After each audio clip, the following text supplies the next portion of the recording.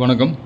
Middle east பிரச்சனை வந்து உலகம் ஃபுல்லா வந்து இப்போ வந்து பெரிய தாக்கத்தை ஏற்படுத்தியிருக்குன்னு சொல்லலாம்.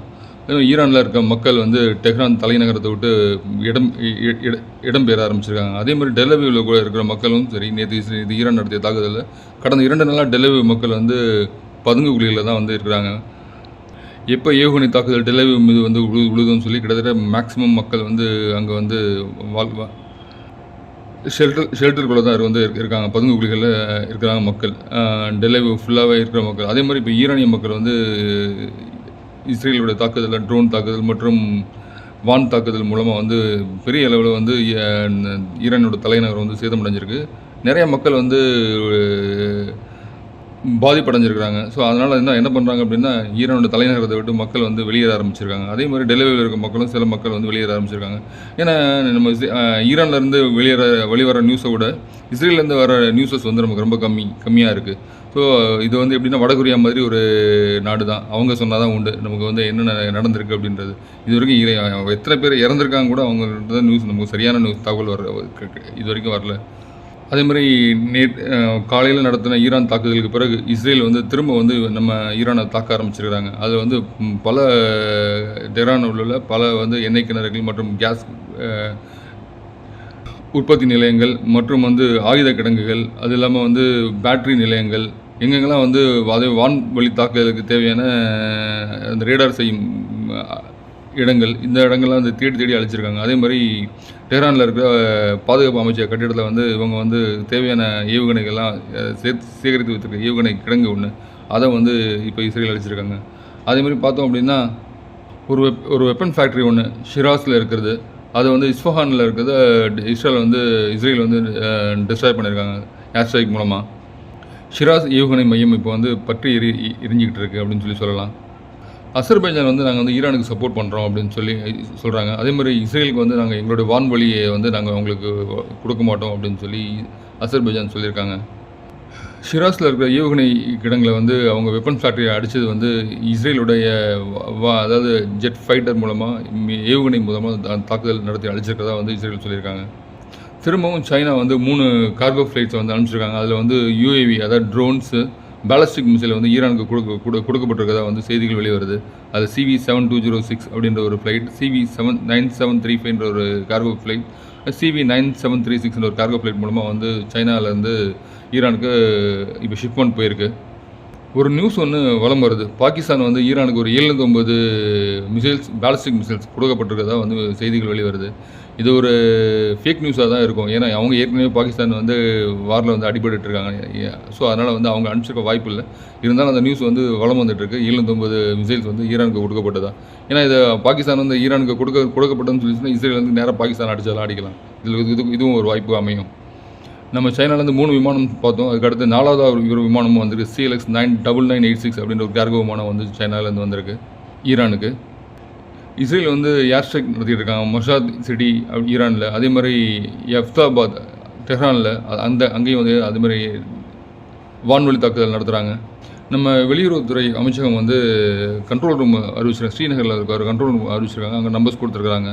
ஸோ இது வந்து ஈரானில் இருக்கிற ஸ்டடிங் அதாவது ஜம்மு காஷ்மீர்லேருந்து ஈரானுக்கு படிக்க போன ஸ்டூடெண்ட்ஸ் வந்து அவங்க வந்து இங்கே வரணும் அப்படின்னா நம்மளுடைய இந்திய தூதரகத்தை வந்து தொடர்பு சொல்லி நம்பர் கொடுத்துருக்குறாங்க. ஸோ இந்த நியூஸ் பார்த்தோன்னா வந்து நாளைக்கு இல்லை நாளை இதை இஸ்ரேலில் இருக்கிற நம்ம இந்தியன் பீப்புள்ஸையும் அதேமாதிரி ஈரானில் ஒர்க் பண்ணுற இந்தியன் பீப்புள்ஸ்லையும் வந்து நம்ம இந்தியா வந்து மீட்டு கொண்டு வரதுக்கான வாய்ப்பு அமையும்னு எனக்கு தெரியுது. ஸோ இந்தியாவில் அவங்களாம் வந்து இந்தியா திரும்புவாங்கன்னு தெரியுது. இஸ்ரேல் வந்து ஹெவி எக்ஸ்ப்ளோஷன் வெஸ்ட் டெஹ்ரானில் இப்போ வந்து அடித்து கொளுத்திக்கிட்டு இருக்காங்க. அதே மாதிரி ஈரானோட ஏர்போர்ட் ஏரியா கொமேனி ஏர்போர்ட் ஏரியான்னு சொல்லுவாங்க இல்லையா, அந்த ஏர்போர்ட் ஏரியாவை வந்து இஸ்ரேல் வந்து ஹெவியான ஏர் ஸ்ட்ரைக் நடத்திக்கிட்டு இருக்காங்க. இஸ்ரேல் அதே மாதிரி பார்க்க போனால் மாமனியில் இருக்கிற ரேடார் சைட்டை வந்து அடித்து உதச்சிட்ருக்காங்க. அதே மாதிரி இஸ்ஃபஹானில் இருக்கிற ட்ரோன் ஷெட்டு அதையும் வந்து இஸ்ரேல் தாக்குதல் நடத்திட்டு இருக்காங்க.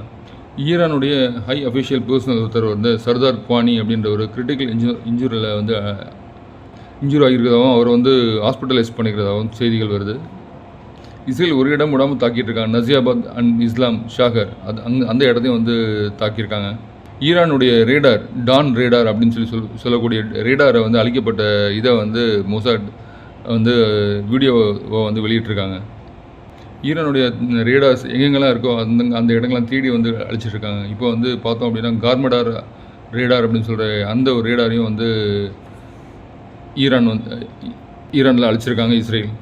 டெஹ்ரானுக்கு அடுத்து ஷம்ஷாபாத்லேயும் அட்டாக் பண்ணுறாங்க இஸ்ரேல் வார்பிளைன்ஸ் அண்ட் ட்ரோன்ஸில் வச்சு. ஈரானுடைய பாராளுமன்றம் தாக்கப்பட்டதாக தகவல் வருது. ஸோ இது வந்து உறுதிப்படாத தகவலாக இருக்குது. அதே மாதிரி ஈரானுடைய ஏர்ஃபோர்ஸ் ஹெட் குவார்ட்டர்ஸ் அதையும் தாக்கப்பட்டதாக தகவல் வருது. ஸோ இதெல்லாம் வந்து கன்ஃபார்ம் இல்லாத நியூஸாக இருக்குது. கன்ஃபார்ம் ஆச்சுன்னா கன்ஃபார்ம் சொல்கிறேன் நான். ஸோ இந்த தாக்குதலுக்கு இடையே வந்து இன்னைக்கு ஈரான் வந்து திரும்ப தாக்குதல் நடத்துவாங்கன்னு சொல்லி ஒரு பெரிய தாக்குதல் இருக்கும் அப்படின்னு சொல்கிற காரணத்தினால அமெரிக்கா என்ன பண்ணுறாங்க அப்படின்னா இஸ்ரேலில் இருக்கிற அமெரிக்க தூதரகத்தில் இருக்கிற பணிபுரியும் நபர்களை வந்து திரும்ப யூஎஸ் வருமாறு கேட்டுக்கொண்டிருக்காங்க. அவங்க ஃபேமிலியோட டெலிவரியில் வந்து நீங்கள் வந்து இங்கே இருக்க வேண்டாம். இஸ்ரேலில் இருக்க நம்ம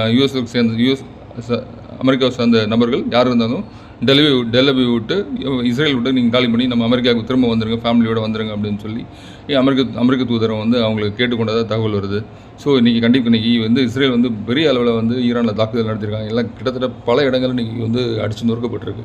இதுக்கு பதிலடி கண்டிப்பாக வந்து ஈரான் வந்து கொடுக்கும்னு அவங்க தெரிகிற காரணத்தால் அமெரிக்கா வந்து இந்த முடிவு எடுத்திருக்கிறாங்க.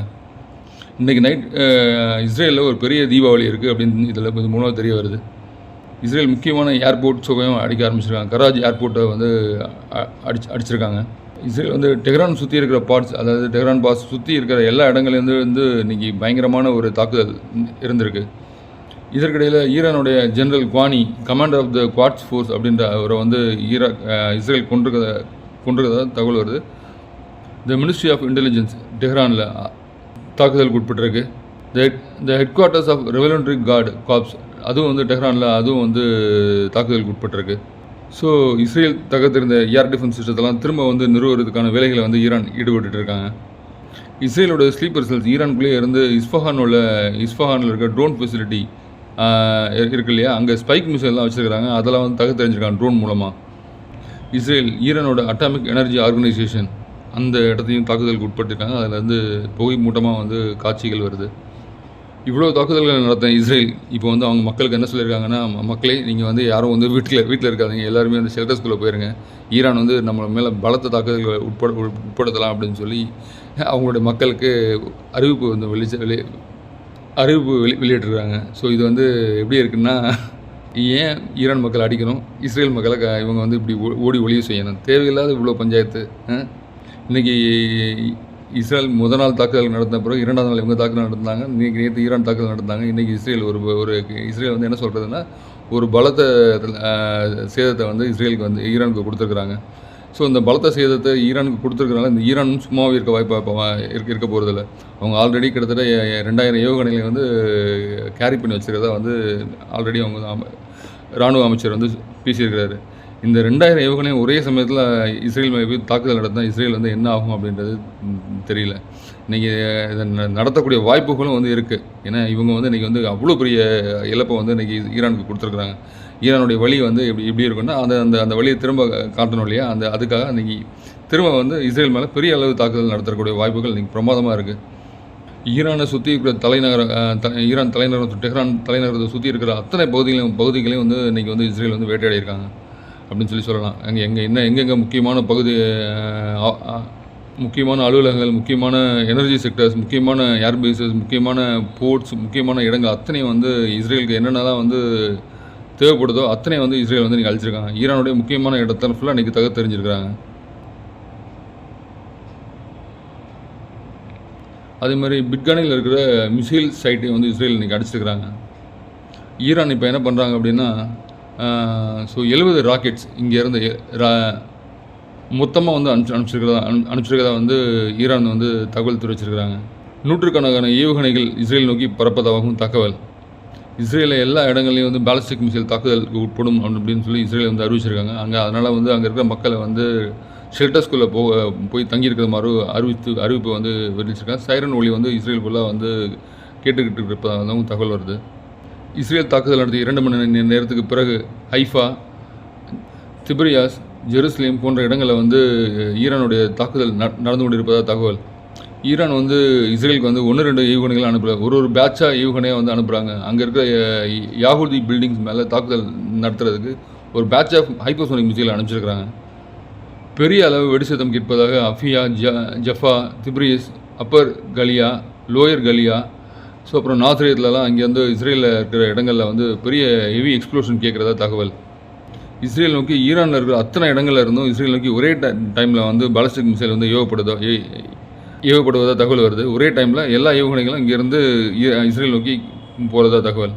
ஈரான் வந்து இப்போ இஸ்ரேலில் வந்து டார்கெட், அதாவது பவர் பிளான்ட், அதாவது அது மாதிரி இஸ்ரேலோட அதிபர் நெதன்யாஹூ ஃபேமிலி இருக்கிற இடம், மீடியா அவுட்லெட்ஸ் என்ன சொல்கிறாங்க அப்படி நெதன்யாஹூ ஹவுஸ் இருக்கிற இடம் திபெரிஸில் டார்கெட் பண்ணப்பட்டிருக்கிறத தகவல்.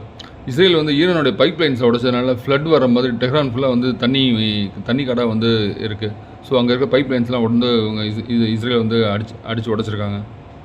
நார்த்தன் டெஹ்ரானில் இருக்க பைப் லைனை வந்து இவங்க வந்து இஸ்ரேல் வந்து அடித்து உடச்சிருக்காங்க. ஸோ அதனால் வந்து இஸ்ரேல் ஃபுல்லாக வந்து டெஹ்ரான் சுற்றி வந்து தண்ணி காடாக இருக்குது.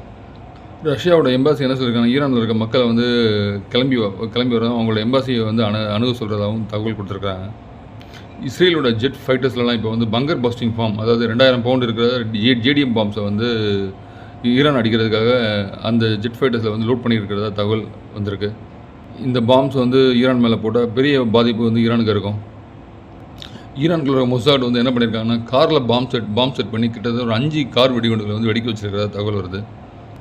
ராய்டர்ஸ் ஒரு செய்தி வந்து வெளியிட்டிருக்காங்க. 14 நியூக்ளியர் சயின்டிஸ்ட் வந்து இஸ்ரேலி அட்டாக்கில் கொண்டிருக்காகவும் அதில் வந்து கார் பாம் பிளாஸ்டில் கொல்லப்பட்டிருக்காகவும் தகவல் சொல்லியிருக்கிறாங்க.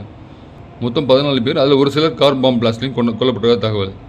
இந்திய வெளியுறவுத்துறை மூலமாக வந்து இஸ்ரேலில் வந்து என்ன சொல்லியிருக்காங்க அப்படின்னா, அங்கே இருக்க workers, students, business man, tourist squad, இங்கேருந்து போனவங்க எல்லோரும் வந்து டெலிவரியில் இருக்கிற இதில் வந்து ரிப்போர்ட் பண்ண சொல்லியிருக்கிறதாகவும் அதே மாதிரி சேஃப்டியாக இருக்க சொல்லியிருக்கிறதாகவும் தகவல் கொடுத்துருக்குறாங்க. நம்ம இந்தியன் எம்பசி வந்து கண்டினியூஸாக மானிட்டர் பண்ணியிருக்கிறதாகவும் அங்குள்ள சுச்சுவேஷன் வந்து இது பண்ணுறதாகவும் தகவல். ஸோ அதே மாதிரி எங்கேயும் வெளியில் போகாமல் அவங்க இஸ்ரேல் சொல்கிற அறிவுரைகளும் அவங்களோட சொல்கிற ப்ரோட்டோகால்ஸையும் வந்து கடைபிடிங்கன்னு சொல்லி இந்தியன் பீப்புள்ஸுக்கு சொல்லியிருக்கிறாங்க. ஸோ இந்தியன் டெலிவரியில் வந்து நம்ம இந்திய தூதரத்துக்கு வந்து மூலமாக வந்து சில ஃபோன் நம்பர்ஸையும் கொடுத்துருக்குறாங்க தகவல் பரிமாற்றத்துக்காக. மொசாட் வந்து ஈரானில் 20 கார் பாம் வெடிக்க வச்சிருக்கதா வந்து தகவல். இதுவரை வந்து 26 நியூக்ளியர் சயின்டிஸ்ட்டை வந்து கொல்லப்பட்டிருக்கதா வந்து மொசாடும் சிஐஏவும் சொல்லியிருக்கிறாங்க. இஸ்ரேலோட மொசாட் அண்ட் சிஐஏ வந்து சொல்லியிருக்கிறாங்க 26 நியூக்ளியர் சயின்டிஸ்ட்டை வந்து கொல்லப்பட்டிருப்பதாக. இஸ்ரேல் பொறுத்த வரைக்கும் பிரச்சனைகளை வளர்த்துக்கிட்டே போகிற மாதிரி தெரியுது. ஸோ மிடில் ஈஸ்ட் டென்ஷனை வந்து குறையிற மாதிரி தெரியல. ஸோ இவங்க வந்து பிரச்சனைகளை பேசி தீர்க்காத வரை வந்து இந்த பிரச்சனை முடியாதுன்னு தோணுது. மிடில் ஈஸ்ட்டை பொறுத்த வரைக்கும் இஸ்ரேல் வந்து ஈரானில் இருக்க முக்கிய இடங்களில் வந்து அழைச்சிருக்கிறாங்க. அதே மாதிரி ஈரானும் வந்து முக்கிய இடங்களை வந்து அழிக்க வந்து ஆரம்பிச்சிருக்கிறாங்க இஸ்ரேலில். ஸோ இந்த பிரச்சனைகள் வந்து இதோட முடிய போகிறதா தெரியல. எப்படி போகுதுன்னு பார்க்கலாம். நம்ம மார்க்கெட் பொறுத்த வரைக்கும் இந்த பிரச்சனையை வச்சு தான் நகரும். ஸோ பார்க்கலாம் நம்ம மார்க்கெட் எப்படி இருக்குது அப்படின்றத. நம்ம மார்க்கெட் பெருசாக வந்து இறங்காதுன்னு தோணுது. இனி வரும் செஷனில் வந்து ஆயிலுக்கான பங்குகள்லாம் வந்து விலை கூடக்கூடிய வாய்ப்புகள் உண்டு. அதில் குறிப்பாக பார்க்கணும் oil India, Chennai petroleum, Indian oil, HPCL, BPCL, ONGC. So இந்த மாதிரி ஆயில், அப்புறம் வந்து பார்த்தோம் அப்படின்னா மகாநகர் கேஸ், இந்த மாதிரி கேஸ் சம்மந்தப்பட்ட கம்பெனிகளும் வந்து விலை கூடக்கூடிய வாய்ப்புகள் உண்டு. ஸோ அதே மாதிரி ஈரானில் பார்த்தோம் அப்படின்னா பெட்ரோல் வாங்குறதுக்கு ரெஸ்ட்ரிக்ட் பண்ணி போட்டிருக்காங்க. இது வந்து நீங்கள் ஒரு ஆள் வந்து இவ்வளோ தான் பெட்ரோல் வாங்கணும் அப்படின்னு சொல்லி. ஸோ இது வந்து இந்த மாதிரி, ஏன்னா ஈரான் வந்து எண்ணெய் வளம் மிகுந்த நாடு. அங்கே அந்த எண்ணெய் வளம் மிகுந்த நாட்டை வந்து அந்த எண்ணெய் இருக்கிற ஆயில் ரீஃபைனரிஸ் எல்லாம் வந்து செட்டப் ஃபுல்லாக வந்து அழிக்கப்பட்டிருக்கு. ஸோ இப்போ அந்த செட்டப் வந்து ரீஸ்ட்ரக்சர் பண்ணி அதை வந்து அவங்க திரும்ப ஆயில் ரீப்ரொடக்ஷன் பண்ணுறதுக்கு லேட் ஆகும். அதனால் வந்து இப்போ வந்து ஆயில் விலை மார்க்கெட்டில் கச்சா எண்ணெய் விலை கூடும். அதே மாதிரி உலக நாடுகளில் வந்து கச்சா எண்ணெய் டிமாண்ட் ஏற்படக்கூடிய வாய்ப்புகளும் உண்டு. ஸோ ஈரான் வந்து கிட்டத்தட்ட வந்து 100 பேரல் ரெடி ஆனால் 15 பேரல் ஈரான் ரெடி பண்ணுறக்கூடிய சூழ்நிலைகள் இப்போ இருக்குது. ஸோ அதனால் வந்து ஈரான் கிட்டேருந்து வர இந்த 15 பேரல் கம்மியாச்சு அப்படின்னா மற்ற நாடுகளில் இருக்கிற எல்லா இடங்கள்லையும் இந்த பெட்ரோல் டீசல் சம்மந்தப்பட்ட இது வந்து குறையும். ஸோ இது வந்து உலக நாடுகளுக்கு ஒரு பொருளாதாரத்தில் அச்சத்தை கொண்டு வர வாய்ப்புகள் அதிகம். பார்க்கலாம் எப்படி போகுது அப்படின்னு மிடில் ஈஸ்ட் பிரச்சனை. நம்ம சேனலை தொடர்ந்து சப்ஸ்கிரைப் பண்ணுங்கள். தேங்க்யூ.